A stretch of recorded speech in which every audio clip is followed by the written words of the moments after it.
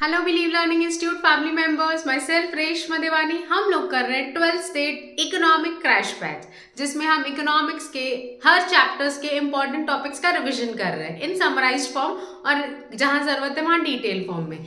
तो चलिए आज हम पढ़ते हैं exception to the law of demand. इसके पहले वीडियोज में मैं आपको समझा चुकी हूँ कि डिमांड का मतलब क्या होता है, फैक्टर्स अफेक्टिंग डिमांड, कौन कौन से फैक्टर्स डिमांड को अफेक्ट करते हैं, उसके बाद टाइप्स ऑफ डिमांड क्या होती है ये समझा चुकी हूँ। फिर लॉ ऑफ डिमांड मैंने आपको प्रॉपर समझाया, statement of the law, schedule and graph. उसके बाद assumption to the law of demand मैंने पढ़ा दिए। अब ये टॉपिक है exception to the law of demand. Demand analysis के ये कोर टॉपिक्स है, तो उसको अच्छे से पढ़िएगा। Exception to the law of demand क्या होता है?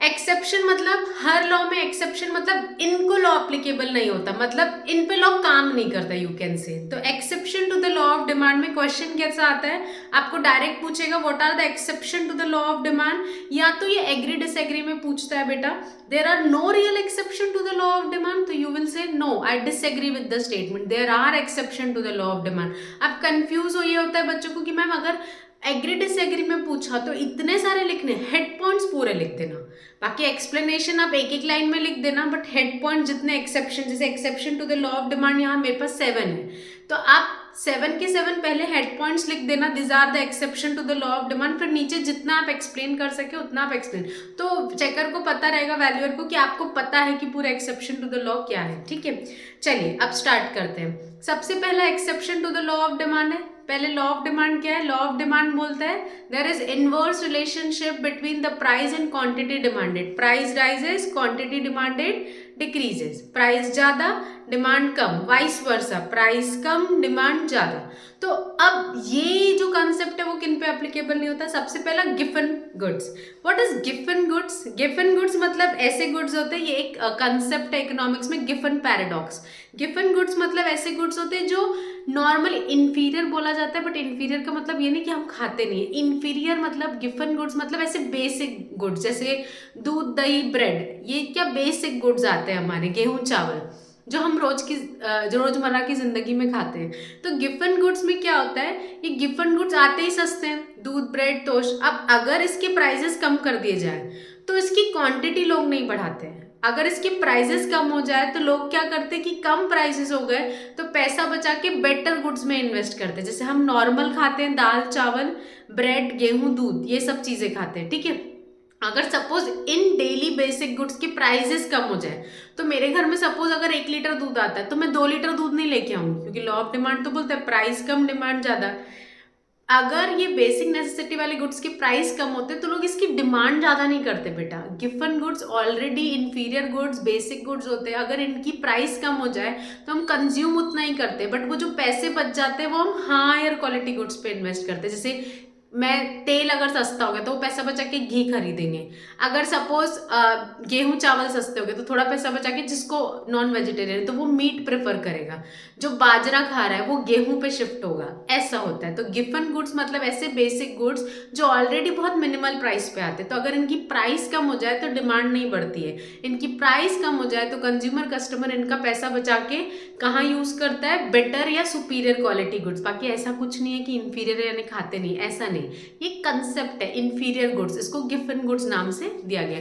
तो गिवन गुड्स में लॉ ऑफ डिमांड काम नहीं करता, क्योंकि गिवन गुड्स की प्राइस कम तो इनकी डिमांड भी कम ही रहती है, इनका बेटर यूटिलाइजेशन सुपीरियर गुड्स पे होता है। ठीक है, नेक्स्ट है प्रेस्टिजियस गुड्स। प्रेस्टिजियस गुड्स मतलब जिनके प्राइजेस बहुत हाई होते हैं, Audi car, BMW car, iPhone, one plus, जो भी, मेरे को इतने नाम भी नहीं पता है, जो भी ब्रांडेड चीज़ें आती है, घड़ियाँ, गाड़ियाँ, जूते, ये सब चीज़ें, ये चीज़ें ऐसी होती है, स्टेटस सिंबल होती है। प्रेस्टिजियस गुड्स ये मार्केट में मिलते ही महंगे, जैसे लॉन्च हुए तो एकदम अफवाह फैलेगी कि मतलब न्यूज़ आएगी या रूमर्स आएगी कि वाह बहुत हाई प्राइस पे आए हैं, और ये है ना सिलेक्टेड ही पीसेज है। तो ये क्या होते हैं, जो लोगों को स्टेटस का बहुत बड़ा फिक्र रहती है, वो लोग क्या बोलते हैं, लॉन्च हुआ तो मेरे पास रहना चाहिए। होते हैं, हम सबके सर्कल में भी ऐसे लोग होते हैं, देखिए अभी लॉन्च हुआ, देख मेरे पास ये फोन है, ये अभी लॉन्च हुई वॉच, देख मेरे पास है, ये गाड़ी अभी लॉन्च हुई, देख मेरे घर में ये कार है। तो जिनको स्टेटस प्रेस्टीज का बहुत ज़्यादा होता है वो क्या करते हैं, जितने महंगे पे बिकेगी उसको खरीदना प्रेफर करते हैं। क्यों? क्योंकि वो उसको स्टेटस सिंबल मानते हैं कि उतनी महंगी चीज़ अगर मेरे घर में है तो उससे क्या होगा, मेरा स्टेटस रिकॉग्निशन होगा। तो प्रेस्टिजियस गुड्स पे लॉ ऑफ डिमांड काम क्यों नहीं करता बेटा? क्योंकि प्रेस्टिजियस गुड जितने ज़्यादा प्राइस हाई उसकी डिमांड हाई होती है, बट लॉ ऑफ डिमांड बोलता है प्राइस ज़्यादा डिमांड कम। तो प्रेस्टिजियस गुड्स पे लॉ ऑफ डिमांड काम करता है क्या? नहीं। तो प्रेस्टिजियस गुड्स इसलिए exception to the law of demand है। जैसे कि डायमंड, लग्जरी, पॉश बंगलो, ये सब चीज़ें क्या, such goods have a symbol of snob appeal, मतलब लिमिटेड लोग, नीश मेंबर्स इसको अपील कर। Some rich people consume as a status symbol. तो इसलिए क्या होता है, प्रेस्टिजियस गुड्स में प्राइस हाई डिमांड हाई होती है, इसलिए लॉ ऑफ डिमांड काम नहीं करते हैं। डेमोन्स्ट्रेशन इफेक्ट, ये बेसिक इंट्रोडक्शन में मैंने आपको बहुत चीज़ें आप और मैं खरीदते हैं ऐड देख के, डेमोन्स्ट्रेशन देख के, रस्तों पे बैनर्स लगे हैं, सोशल मीडिया पे एड्स देख रहे हो, न्यूज़पेपर पे। तो ये डेमोन्स्ट्रेशन इफेक्ट इतना खतरनाक होता है कि बस देखा तो हमको चाहिए, फिर कितने का भी है। तो लॉ ऑफ डिमांड काम करेगा कि नहीं? क्योंकि लॉ ऑफ डिमांड तो बोलते हैं प्राइस कम होगा तब भी कंज्यूमर कस्टमर ज़्यादा डिमांड करेगा। But demonstration effect, advertisement marketing effect का ये नतीजा होता है कि इसको इतना पॉपअप किया जाता है, इतना अच्छी मार्केटिंग किया जाता है कि इनकी प्राइस जितनी हाई होती है उनकी डिमांड उतनी ज़्यादा होती है। Many low income people have the tendency of imitating the consumption pattern of high income good. बहुत बार जैसे कोई क्रिकेटर ये चीज़ यूज़ कर रहा है, कोई एक्ट्रेस ये यूज़ कर रही है तो हम करें, भले फिर कितने का भी मिले। तो ये डेमोन्स्ट्रेशन इफेक्ट है, तो यहाँ लॉ ऑफ डिमांड काम नहीं करता है। Price illusion and consumer psychology इसमें अजम्पशन में ही होता है। बहुत बार देखिएगा जो अजम्पशन दिए हुए उसमें से कुछ हेड पॉइंट्स यहाँ पे एक्सेप्शन में दिखते हैं, क्योंकि अजम्पशन बोलता है कांस्टेंट रहना चाहिए, अगर कांस्टेंट नहीं रहेगा तो वो क्या बन जाएगा, एक्सेप्शन। कंज्यूमर का प्राइस इल्यूजन है, समझाया था। अगर मुझे प्राइस इल्यूजन है कि फ्यूचर में प्राइसेस और बढ़ने वाले हैं तो मैं आज बढ़े हुए प्राइस पे भी डिमांड ज़्यादा करूंगी, तो लॉ ऑफ डिमांड काम किया क्या? क्योंकि लॉ ऑफ डिमांड बोलता है प्राइस ज़्यादा demand come. But because price illusion है, प्राइस इल्यूजन मतलब मुझे एक्सपेक्टेशन है कि फ्यूचर में प्राइस बढ़ेगी तो मैं आज हाई प्राइस पे भी क्या कर दूंगी, high demand. Many consumer wrongly assume the high prices, बहुत बार रॉन्ग अजम्पशंस भी होती है, सुनी सुनाई बातें होती है, रूमर्स होते हैं, उनके बदौलत भी बहुत से लोग इन सब चीज़ों में इंडल्ज हो जाते हैं। नेक्स्ट है, मैंने आपको कौन कौन से पॉइंट्स पढ़ा दिए exception to the law of demand में, गिवन goods, prestige goods, demonstration effect, price illusion. Fifth speculation, कोई ये प्राइस इल्यूजन और स्पेकुलेशन रिलेटेड पॉइंट है। स्पेकुलेशन आप शेयर मार्केट से कनेक्ट करके समझ सकते हैं।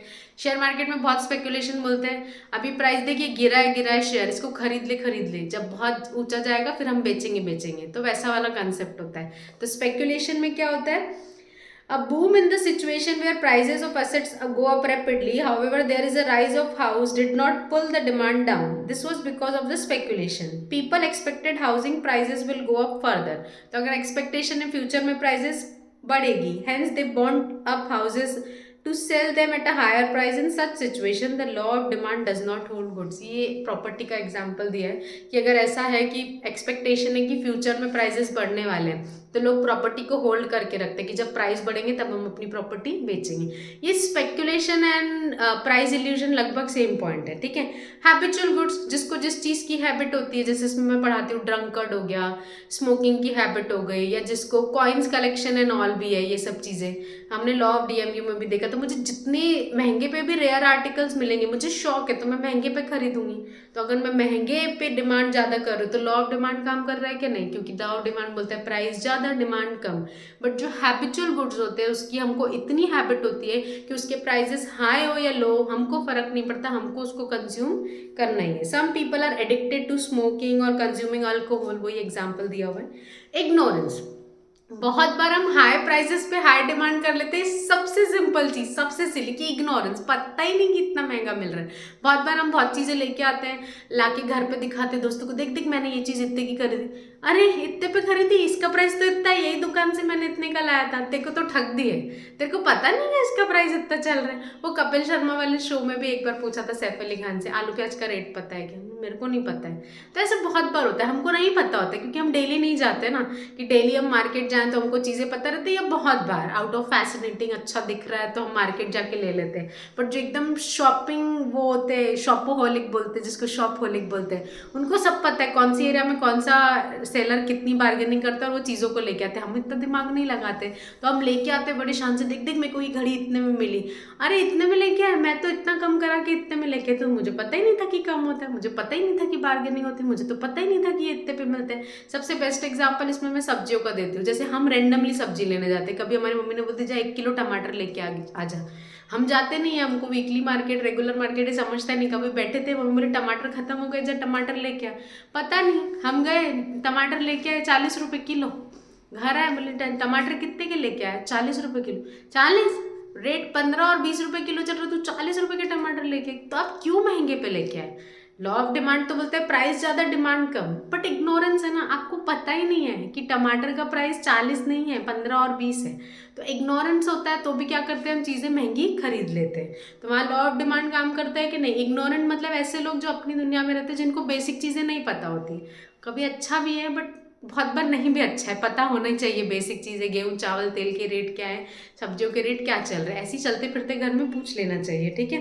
Many time buyer do not have a complete knowledge of the market, बहुत बार नहीं। और इसमें स्पेशली आप देखेंगे ना, जो गाँव से शहरों में खरीदने आते हैं वो ज़्यादा ठगे जाते हैं, क्योंकि वो गाँव में रहते हैं। इससे हम लोगों को चलो हम नहीं भी निकले का अंदाजा होता है, बट जो गाँव से शहरों में शॉपिंग करने आते हैं, छोटे छोटे टाउन से, उनको देखना बहुत बार उनको बेचने वाले इतना ठग देते हैं, क्योंकि पता शहर है महंगाई होगा, वो लेके चले जाते हैं। इग्नोरेंट, हमको पता होता है ना, है तो शहर है तो क्या हुआ, बट ये चीज़ का इतना ही प्राइस बनता है। तो बहुत बार ऐसी चीज़ों में भी उनको ठगा जाता है। तो वो गांव वाले जो शहर में शॉपिंग करते हैं आते हैं और वो महंगा लेके चले जाते हैं, उनको भी इग्नोरेंट के एग्जाम्पल में आप इंक्लूड कर सकते हैं, ठीक है। तो ये था सिंपल सा topic, exception to the law of demand, जिसमें मैंने आपको पढ़ाया गिवन goods, prestigious goods, demonstration effect, price illusion, speculation, habitual goods and ignorance. Hope so आपको समझा। ये लॉ ऑफ डिमांड का टॉपिक हमने ऑफिशियली यहाँ एंड किया, ठीक है। Basic meaning of demand, factors affecting demand का एक क्वेश्चन पूछता है 8 मार्क का। उसके बाद लॉ ऑफ डिमांड पे कुछ भी आता है, state the law of demand and it's assumption पूछता है 8 मार्क, या तो state the law of demand and it's exception.